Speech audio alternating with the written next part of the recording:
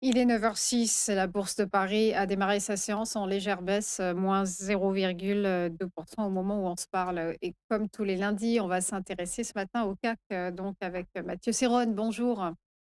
Bonjour Roselyne.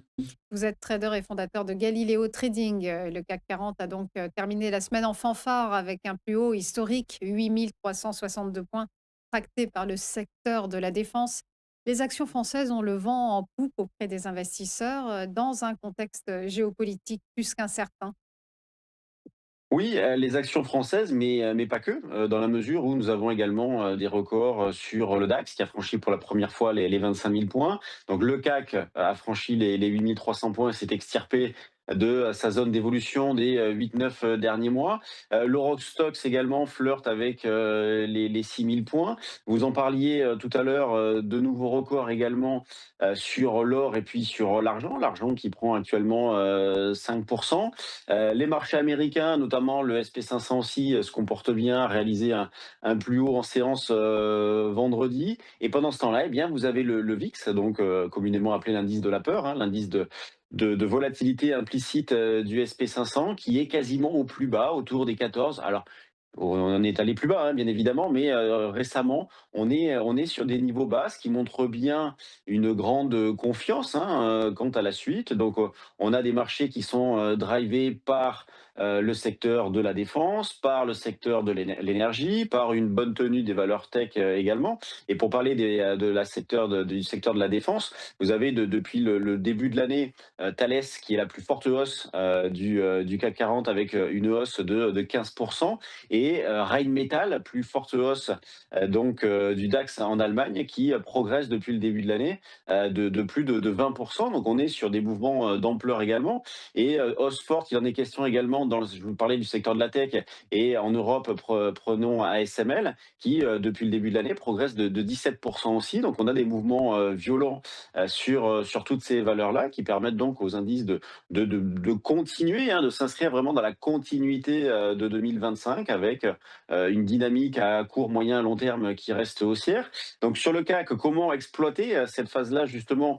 Eh bien, en tentant d'acheter sur des replis. En tout cas, moi, c'est ce que je m'efforce de faire chaque jour. Donc là, on a une zone support un petit peu large sur le futur échéance janvier, entre 8 280 et 8 320 points. On est actuellement à 8 340, donc on n'est pas très loin du premier niveau d'achat, autour des 8 315, 8 320. Donc pour jouer dans cet esprit-là, un retour sur les derniers plus hauts autour des 8 375, 80.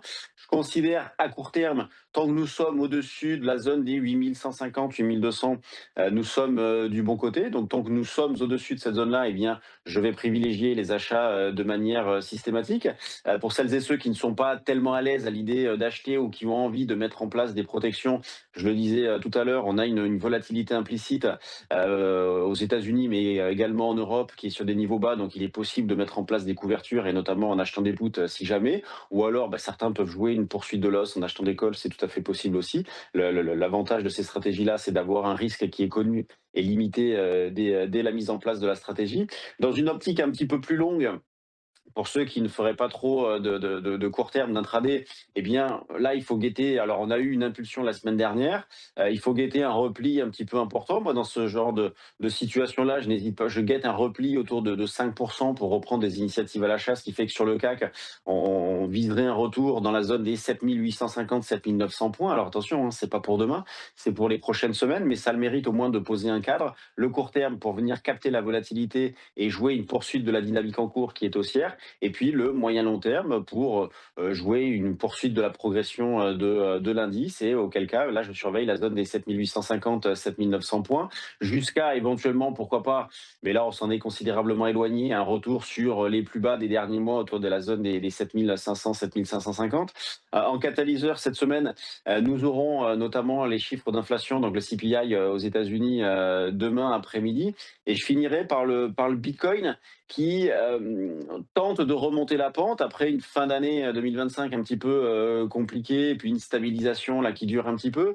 On a eu donc la semaine dernière un signal d'achat court terme qui a été déclenché. Il fallait alors franchir les 90 500 avec comme premier objectif la zone des 94 500 qui a été atteinte très rapidement, et 94 500 constitue une résistance assez forte. Donc on a eu depuis un retour en arrière et un petit pullback justement sur la zone des 90 500, ce qui a permis d'acheter. En tout cas, moi j'en ai profité un petit peu. Donc on a un petit signal. Alors pour l'instant, c'est vraiment du court terme, mais si j'en parle là, c'est que c'est à surveiller. On a une petite amélioration sur le Bitcoin, mais pour transformer l'essai, il faut franchir la zone des 94 500 à 95 000 dollars. Merci beaucoup Mathieu Serron pour votre décryptage et belle journée à vous. Merci à vous aussi. À suivre le Flash Forex, ce sera avec le retour de Benoît Fernandez-Riou. À tout de suite.